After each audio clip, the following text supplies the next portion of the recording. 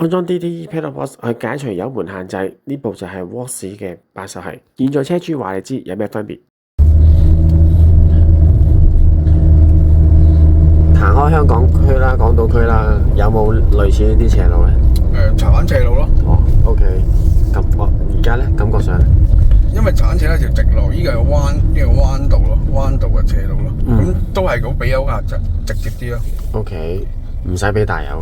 之前咧，你其實你鬆個油門咧，你再俾翻下咧，佢就去噶啦。係。佢唔可以咁直接即刻俾到你個反應咯。我即係頭先做咗。係啊，我頭先就係彎之前我收油再翻腳嗰下，就知道嗰個分別咯。OK。因為之前譬如你上車，譬如有時前面車慢啊，突然間可能轉彎，你想收慢啲，鬆一鬆油門，再踏翻油門嗰個感覺，你就會窒咯，遲疑咯。哦。而家就頭先感覺得就冇咗嗰個感覺咯。OK。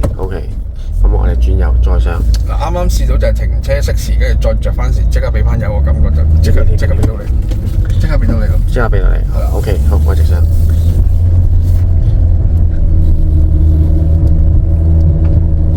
即係快，反應快咗啦。係啦，個反應快咗。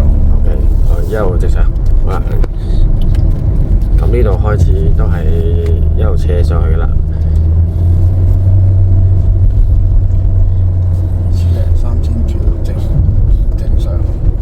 嘈唔嘈啊？都係咁上下嘈，因為你上到2000幾3000轉，一定係咁嘈噶啦。係，但速度上咧，速度上個反應係快咗咯，係自然咗咯。OK， 其實都唔使俾大油啦，唔使，佢都夠力上。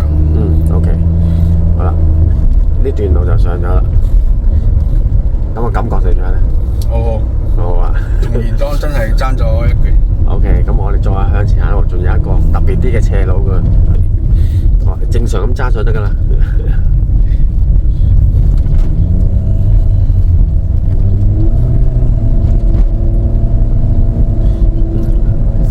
佢係嘈嘅，正常係嘈嘅，但係力就嚟得快咗，同埋你隻腳俾幾多，佢俾幾多你咯。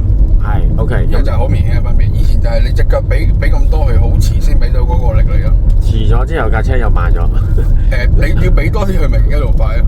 但係佢始終係嗰個遲疑係有嘅，一定有嘅。原裝車一定有嗰個遲疑嘅。係 OK。因為我已經試咗係咁不停係咁試。OK。